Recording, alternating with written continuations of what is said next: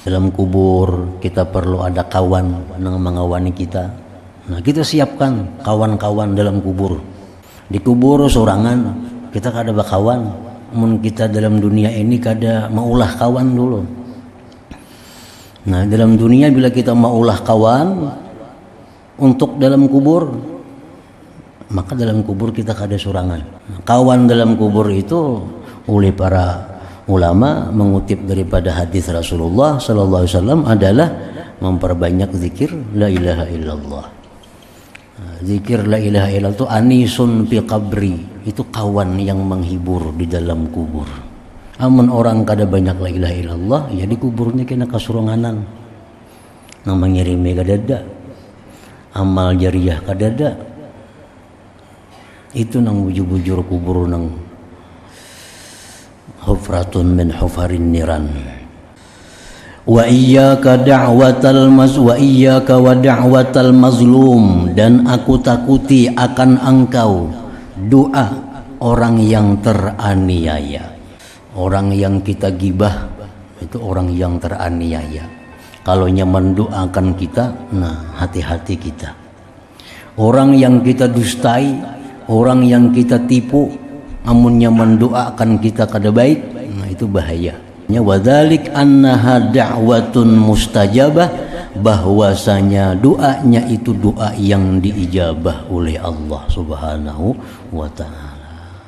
Walau kanat min asin fajirin au musyrikin kafirin, sekalipun itu doa dari orang maksiat yang jahat atau dari orang kafir yang musyrik. Sekalipun orang musyrik, nang kita zalim ini orangnya kafir, berdoanya lawan Tuhan.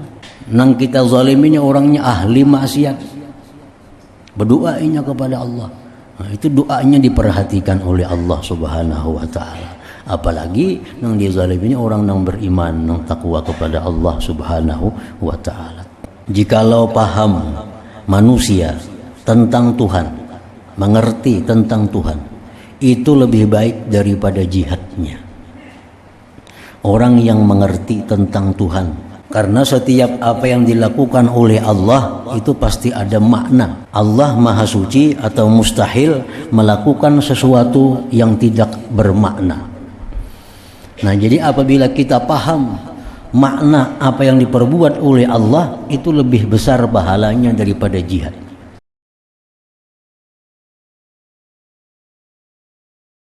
Bismillahirrahmanirrahim.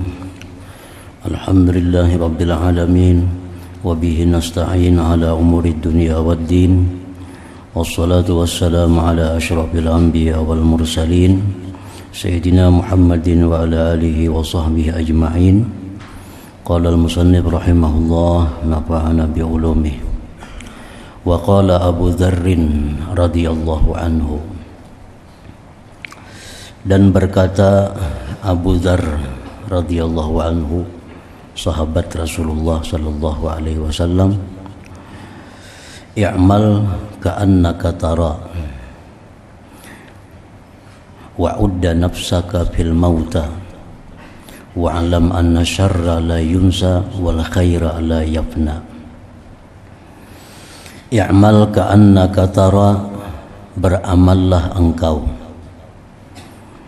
beribadahlah engkau seakan-akan engkau melihat dengan mata hati engkau kepada Allah Subhanahu wa taala. Beramallah engkau seakan-akan engkau dengan mata hati melihat Allah Subhanahu wa taala.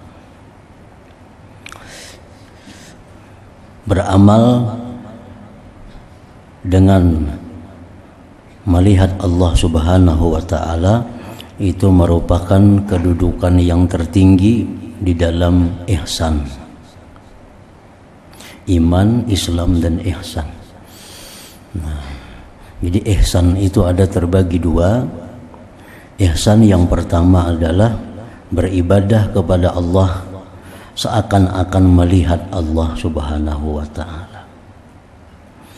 Nah, melihat Allah Subhanahu wa taala itu merupakan puncak dari segala kenikmatan, puncak daripada segala kelezatan. Nah, sehingga orang yang beribadah dengan menerapkan hatinya itu seakan-akan melihat Allah, maka dia lakukan ibadah itu dengan perasaan nikmat dan lezat. Sedangkan kedudukan yang kedua yang di bawahnya adalah beribadah kepada Allah dengan merasakan bahwa Allah mengawasi ibadah engkau. Nah, ini kedudukan yang kedua. Orang yang beribadah dengan kedudukan yang kedua ini, maka dia beribadah dengan hati-hati dan dengan susah payah. Kalau kita beribadah kepada Allah merasa diawasi oleh Allah, ibadah kita itu diperhatikan oleh Allah, maka tentu akan hati-hati dan itu membuat kita menjadi lapah. Nah, menjadi lapah karena diawasi. Nah, maka itu disebut kedudukan yang kedua. Kalau yang pertama itu orang beribadah kepada Allah seakan-akan dia melihat Allah.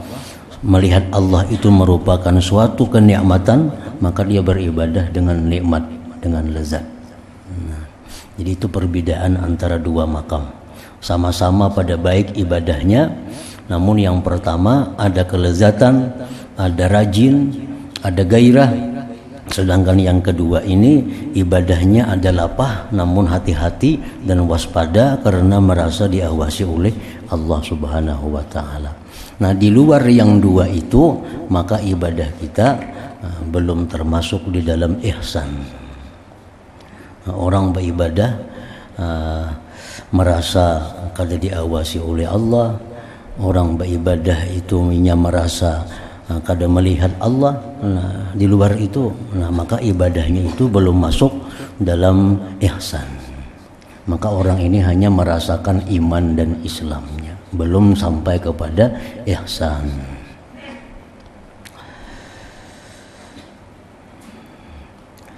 Nah, di situ kita melihat orang yang beribadah kepada Allah satu malam 1000 rakaat, bahkan lebih. Orang-orang salihin dahulu beribadah dengan rajin, dengan nyaman 1000 rakaat. Nah, karena mereka waktu beribadah itu seakan-akan melihat Allah. Nah, kelezatannya itu menghilangkan susah payah melakukan ibadah itu. Nah, ada pula orang yang beribadah dengan waspada, dengan hati-hati, dengan penuh adab, dengan hati yang tidak berpaling kepada Allah, sehingga apapun yang terjadi di sekitarnya kadang mengetahui. Nah, itu orang yang beribadah merasa ibadahnya itu zahir batin dilihat oleh Allah, sehingga dia hati-hati dan waspada dalam melaksanakan ibadah itu. Bacaannya merasa didengar Allah, gerak-geriknya merasa dilihat oleh Allah, sehingga hati-hati dan ihtiyat ambil apik dalam ibadahnya. Jadi ihsan itu mencakup dua hal tadi. Yang pertama, ka'annaka tara, seolah-olah engkau itu melihat Allah. Yang kedua, seakan-akan dilihat oleh Allah, diawasi oleh Allah Subhanahu wa Ta'ala. Wa'udda nafsaka fil mauta, dan anggaplah diri kamu itu pada orang-orang yang sudah mati. Dan anggaplah diri kamu pada orang-orang yang sudah mati. Misalnya kita anggap diri kita di dalam kubur. Kita anggap diri kita dalam kubur. Kayak apa kita menghadapi munkar nakir? Apa yang kita sediakan jawaban-jawaban munkar nakir waktu menanya man rabbuka wa man nabiyyuka wa man imamuka wa ma qiblatuka. Apa jawaban-jawaban yang kita sediakan? Lalu apa kesiapan kita menghadapi lamanya di dalam kubur? Ribuan tahun, ratusan tahun dalam kubur menunggu hari kiamat. Nah, adakah amal ibadah kita yang bisa mengalir ke dalam kubur? Adakah doa-doa anak zuriat kita yang akan sampai kepada kita? Jadi kita anggap diri kita ini sudah mati. Adakah sesuatu yang menyenangkan kita? Adakah maksiat-maksiat, dosa-dosa yang mengalir kepada kita waktu kita dalam kubur? Misalnya kita ada meninggalkan sesuatu yang sifatnya maksiat sehingga diamalkan terus-menerus oleh orang padahal kitanya sudah mati. Nah, setiap dosanya akan mengalir kepada kita. Macam Qabil, anak Nabi Adam, setiap ada pembunuhan, Qabil selalu dapat siksa di dalam kubur. Karena Qabil lah pertama-tama yang mengajarkan pembunuhan itu kepada manusia. Nah, itu maksudnya wa'udda nafsaka bil mauta. Wa'lam anna syarra la yunsa wal khaira la yafna. Dan ketahuilah bahwa kejahatan yang kita lakukan itu la yunsa, tidak dilupakan. Ada catatannya, ada tulisannya. Dan kebaikan pun tidak hilang. Kebaikan yang kita lakukan sehalus apapun itu kada hilang, ada juga catatannya. Nah, di bawah ini nomor 2, ya'lam anna amalaka mahfuzun mazkurun minan nas wa minallahi ta'ala.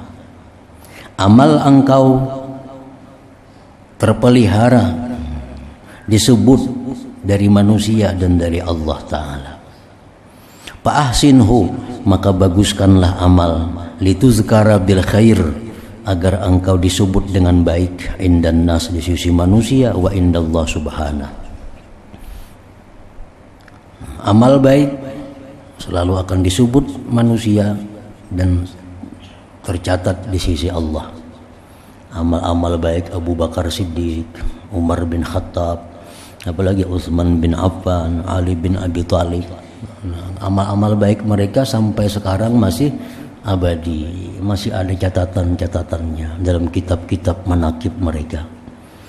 Amal-amal jahat macam Fir'aun, macam Namrud, macam Abu Jahal, sampai sekarang dan sampai hari kiamat masih diingat oleh manusia karena ada buku-bukunya, ada tulisan-tulisannya yang menyebutkan amal jahat mereka itu. Wa'lam anna syarra la yunsa wal khaira la yafna. Wa'lam anna qalilan yughnika khairun min katsirin yutghik. Ketahuilah bahwa sedikit mencukupkan engkau, mengayakkan engkau, lebih baik daripada banyak melalaikan engkau. Maksudnya dari duniawi. Dunia sedikit artinya duit kada banyak tapi cukup makan, cukup untuk berpakaian, cukup untuk tempat tinggal, cukup. Lebih baik daripada banyak tapi membuat lalai kepada Allah Subhanahu wa taala. Duit berlebihan, pakaian berlebihan, semuaan berlebihan tapi membuat lalai. Di bawah qala Al-Hasanul Basri radhiyallahu an, iyyakum wa masyaghala minad dunya. Aku takuti akan engkau dan kesibukan daripada dunia. Fa innad dunya katsiratul asghal, bahwa dunia ini banyak kesibukannya. La yaftahu rajulun ala nafsihi baba syughlin illa ausyaka dzalikal bab ayyabtaha alaihi asyrata abwab. Tidak membuka seseorang atas dirinya satu pintu pekerjaan dunia, melainkan hampirlah satu pintu itu membuka 10 pintu kesibukan lainnya. Bujurai kita buka semacam aja usaha, tapi semacam usaha itu bisa membuka 10 pintu kesibukan lainnya. Kita berusaha misalnya berdagang, semacam aja ngarannya berdagang. Tapi ini membuka pintu macam-macam kesibukan. Kayak apa cara supaya berdagang ini payu? Nah, memikirkan tuh. kemudian pulang berpikir kayak apa cara ada yang mengganti seorang, kalau seorang ada aur, ada pembantu nang jujur, nang bagus, berpikir pulang mencari pembantu berdagang itu, berpikir pulang kena barang ini mau habis ke mana nukar nang murah nang bagus, berpikir pulang.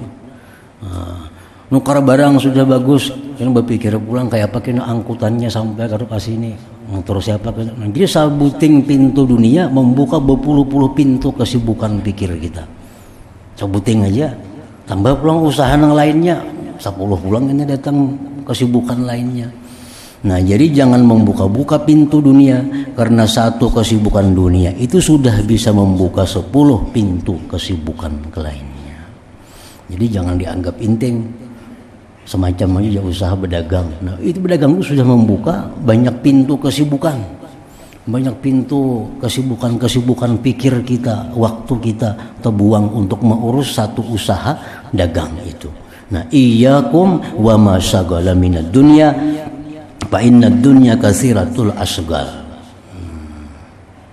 La yaftahu rajulun ala nafsi baba syughlin illa awshaka dzalikal bab ay yaftaha alaihi asyrata abwab.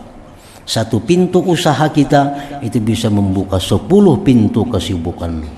Kayak apa cara masyarakatnya, kayak apa cara menagih hutang nang kada bayarnya, macam-macam. Kayak barang serba kada cukup, kayak apa cara menambah modal, menangganali usahanya. Selalu keluar kesibukan lain. Nah, padahal dagang semacamnya. Nah, itu yang dihindari artinya. Wa'lam anna qalilan yughnik khairun min katsirin yutghik. Bahwa sedikit tapi cukup lebih baik daripada banyak yang melalaikan engkau daripada Allah Subhanahu wa taala.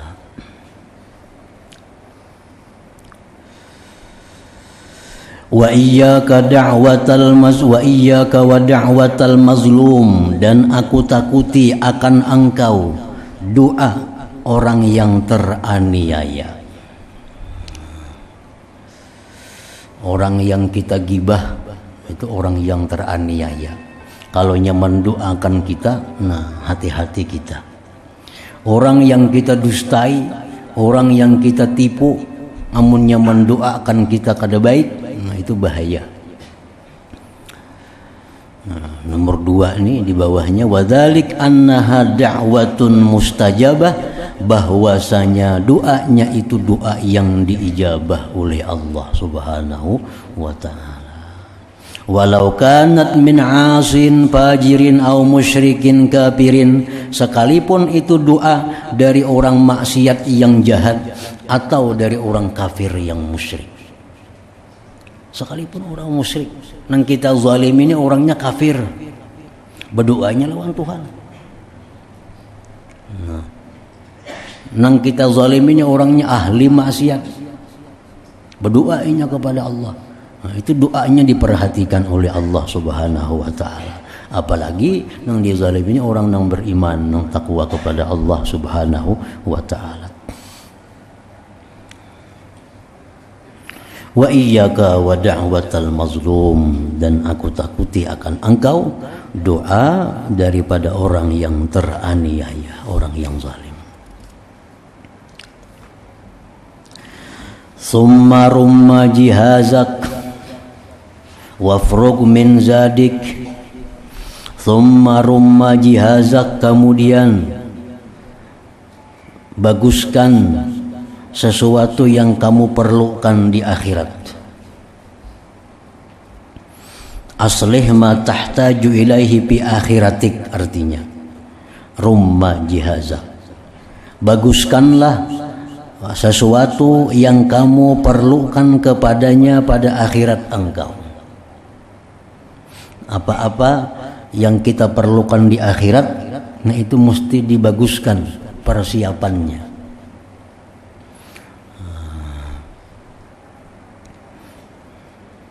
Dalam kubur kita perlu ada kawan yang mengawani kita. Nah, kita siapkan kawan-kawan dalam kubur.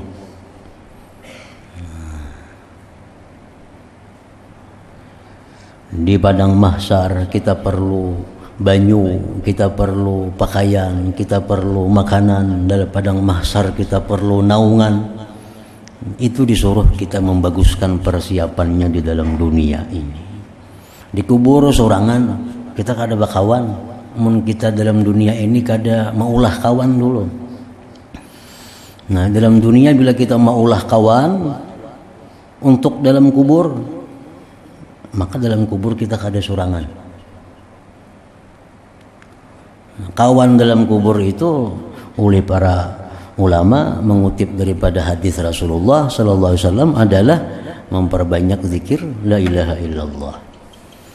Zikir la ilaha illallah itu anisun fi qabri, itu kawan yang menghibur di dalam kubur. Orang yang banyak mengucap la ilaha illallah itu la ilaha illallah itu anisun fi qabri, kawan yang menghiburnya di dalam kubur.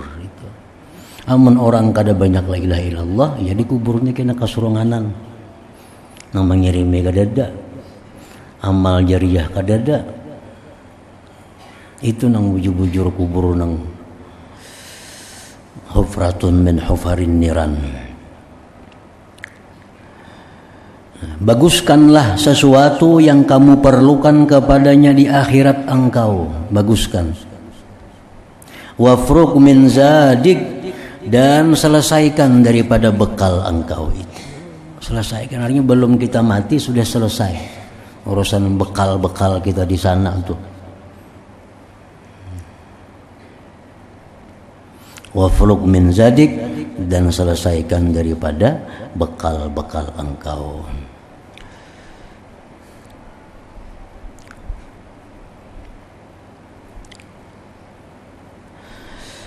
Wa kun wasiyya nafsik wa la taj'alir rijala awsiya'ak. Jadilah engkau itu mewasiati diri engkau, dan janganlah engkau jadikan orang-orang lain itu yang menerima wasiat engkau.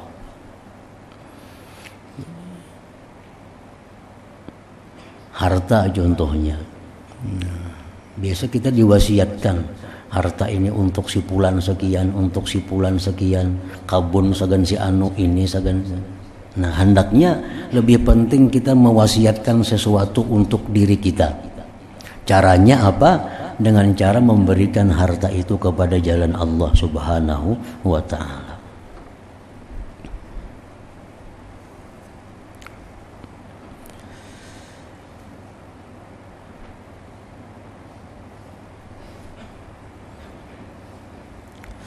Wakil amraka, dan pikirkanlah perkara engkau. Pikirkanlah perkara engkau. Watayaqqaz, dan bangunlah engkau min sinatik, daripada kelalaian engkau. Bangunlah engkau daripada kelalaian engkau. Banyaknya lagi hutang-hutang kepada manusia yang belum kita lunasi. Banyaknya lagi kezaliman-kezaliman yang belum kita biriskan. Banyaknya titipan-titipan orang yang belum kita selesaikan. Itu karena kelalaian kita. Fa innaka mas'ulun an umurika, bahwasanya engkau itu di akhirat mas'ulun an umurika, ditanya daripada umur engkau. Pertama ditanya umur engkau berapa. Fa innaka mas'ulun an umurik, bahwa engkau akan ditanya di akhirat daripada umur engkau.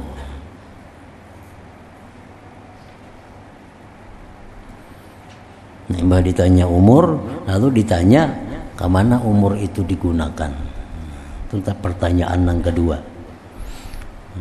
Setelah ditanya berapa umur, 60. Nah, 60 tahun itu kemana digunakan? Kemana dihabiskan 60 tahun?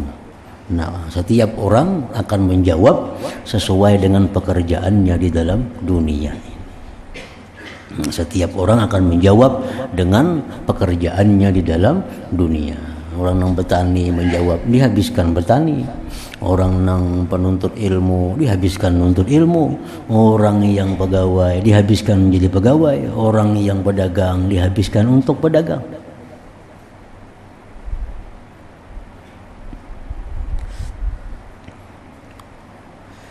Fa innaka mas'ulun an umrika, engkau ditanya daripada umur engkau. Qala Abu Umamah radhiyallahu anhu, berkata Abu Umamah radhiyallahu anhu, "Law aqala ibnu Adam an rabbih kana khairan lahu min jihadi." Jikalau paham manusia tentang Tuhan, mengerti tentang Tuhan, itu lebih baik daripada jihadnya. Orang yang mengerti tentang Tuhan, karena setiap apa yang dilakukan oleh Allah itu pasti ada makna. Pasti ada makna. Allah Maha Suci atau mustahil melakukan sesuatu yang tidak bermakna. Nah, jadi apabila kita paham makna apa yang diperbuat oleh Allah, itu lebih besar pahalanya daripada jihad. Bila kita paham apa yang diperbuat oleh Allah. Misalnya Allah memperbuat kepada kita nikmat, kita paham ini Allah memberikan aku nikmat ini, berarti Allah menuntut aku untuk disyukuri. Nah, ini orang yang paham orangnya.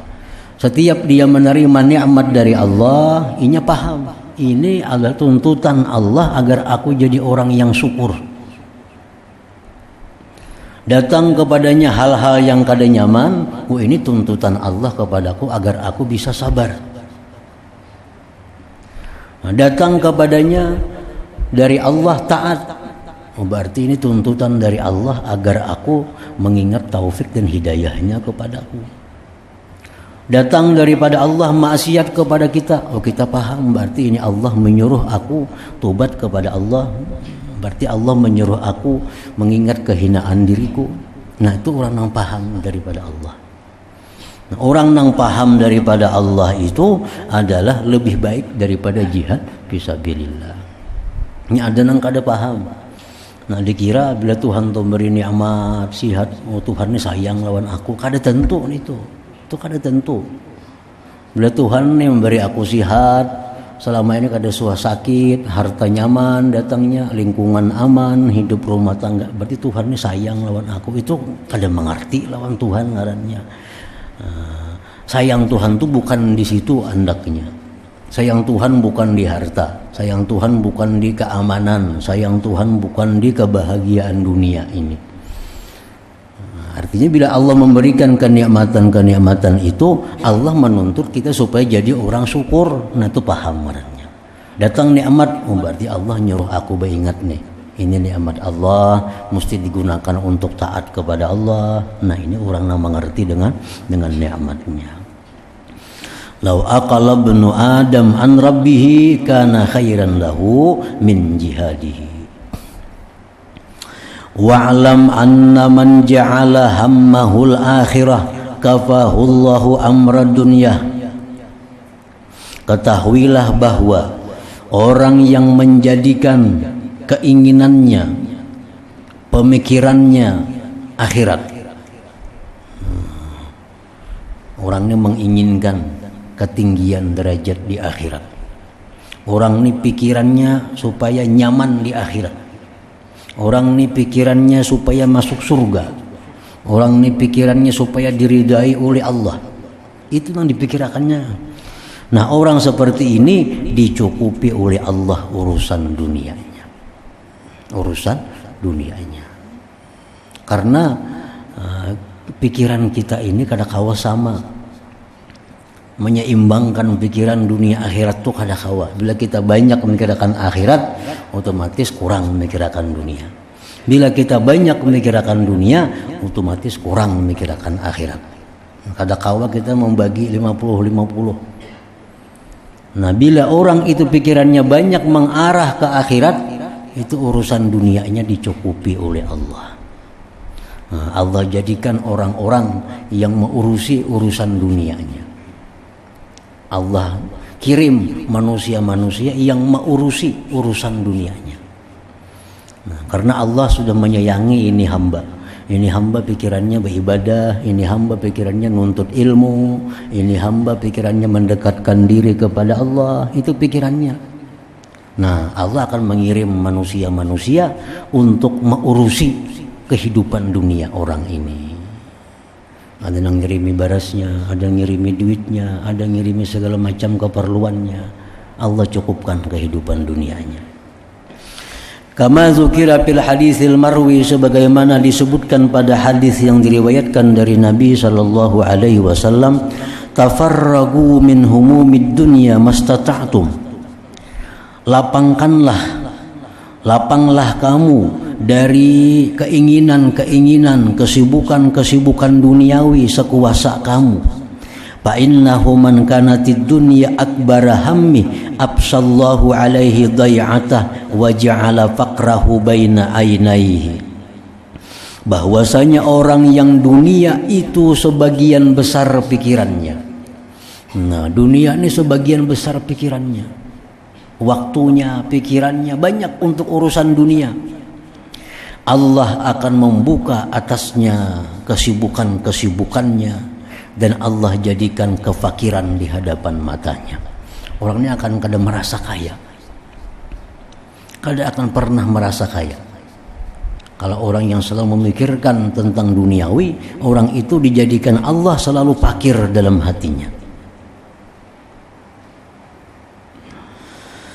Wa man kanatil akhiratu akbara hammi, siapa yang adalah akhirat yang paling besar pikirannya. Artinya dunia ada juga di pikirannya, cuma kada seberapa. Akbar, lebih besar akhirat. Artinya dunia ada cuma halus, bukan seluruhnya akhirat kada. Orang yang adalah akhirat itu akbar, kada kul, makanya kul lah hammi seluruh itu kada. Ini siapa yang menjadikan akhirat itu sebagian besar pikirannya, sebagian besar pikirannya untuk akhirat. Dunia ada sedikit, jama'allahu lahu amrah, Allah himpunkan baginya perkaranya, wa ja'ala ginahu fi qalbi, Allah jadikan kayanya di hatinya. Jadi orang ini akan dijadikan Allah orang yang kaya hatinya. Wa man kanatil akhiratu akbara hammihi jama'allahu lahu amrah wa ja'ala ginahu fi qalbih.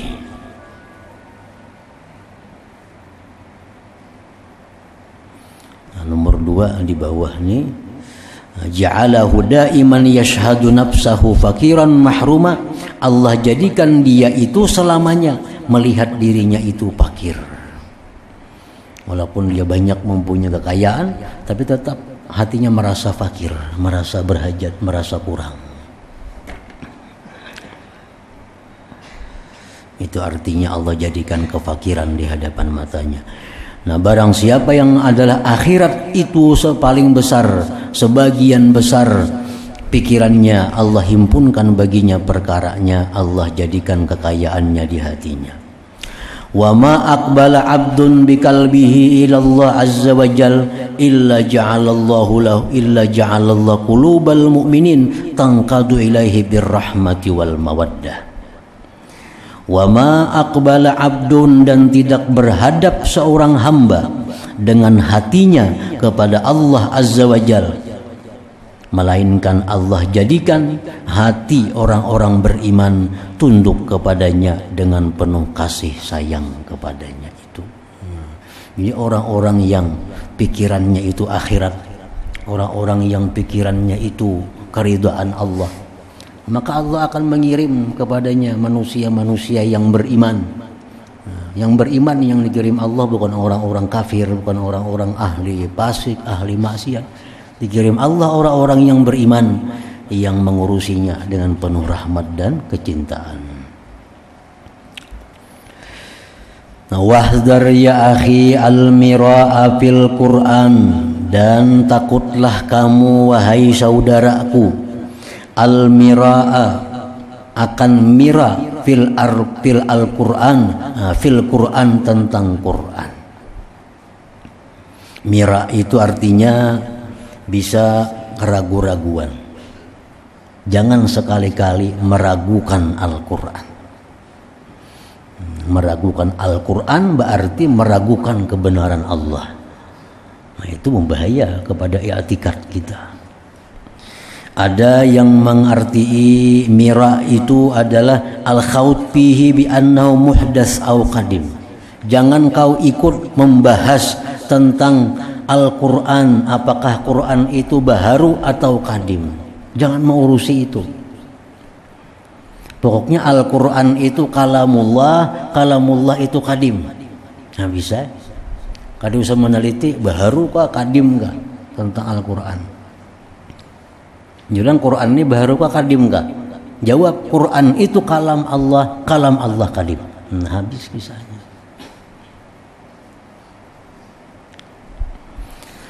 Dan takutlah kamu wahai saudaraku al-mirapil Quran. Keraguan-raguan dalam Al-Quran, apalagi tadi membicarakan Al-Quran itu apakah baharu atau qadim, termasuk juga mempertentangkan isi-isi Al-Quran. Nah, jangan memperdebatkan tentang makna Al-Quran, kada usah.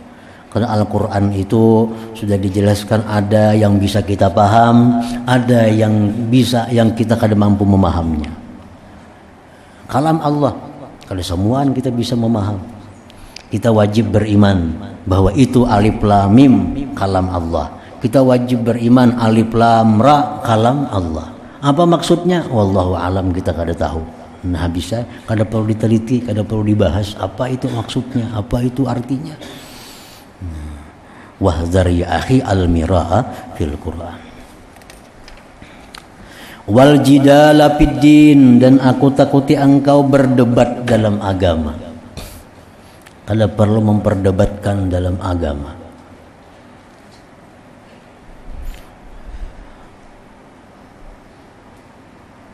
Dalam agama kita macam-macam pendapat, sebanyak mana sahabat Nabi. Nah, Nabi berkata sesuatu, ada 10 sahabat yang mendengar. Ini 10 sahabat mungkin 10 paham.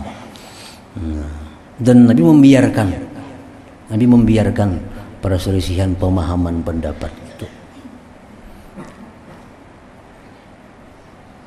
Jadi kada perlu diperdebatkan masalah agama ini. Nah, hendak umpat ini silakan, nah umpat itu silakan. Asalkan dalam bingkai agama masih artinya. Jangan yang di luar daripada agama. Wal jidal fid din.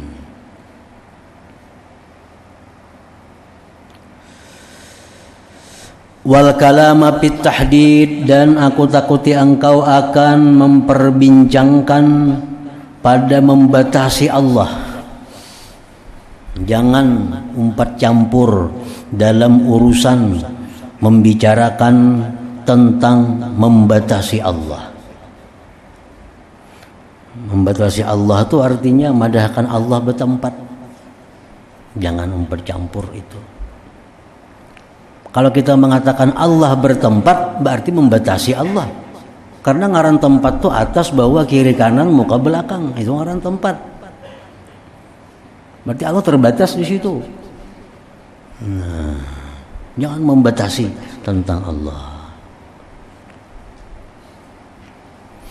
Wal kalama kayak apa Allah mau kada bertempat di mana? Pokoknya Allah itu sudah ada sebelum Allah menciptakan tempat. Kan tempat ini baru nih. Tempat itu baru. Langit, bumi, kursi, aras itu baru. Allah sudah ada sebelum adanya itu.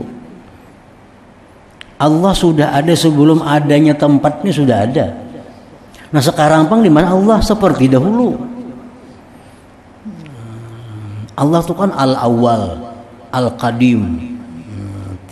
Pokoknya terdahulu dari segala sesuatu. Nah, jadi Allah itu terdahulu dari tempat. Sebelum ada bawah, Allah sudah ada. Sebelum ada atas, Allah sudah ada. Sebelum ada langit, Allah sudah ada. Di mana Tuhan? Sebelum adanya di mana itu sudah ada. Sebelum adanya di mana sudah ada Allah, dan sekarang Allah tetap seperti keadaannya dahulu kala. Nah, jadi jangan hendak membatasi tentang Allah Subhanahu wa taala.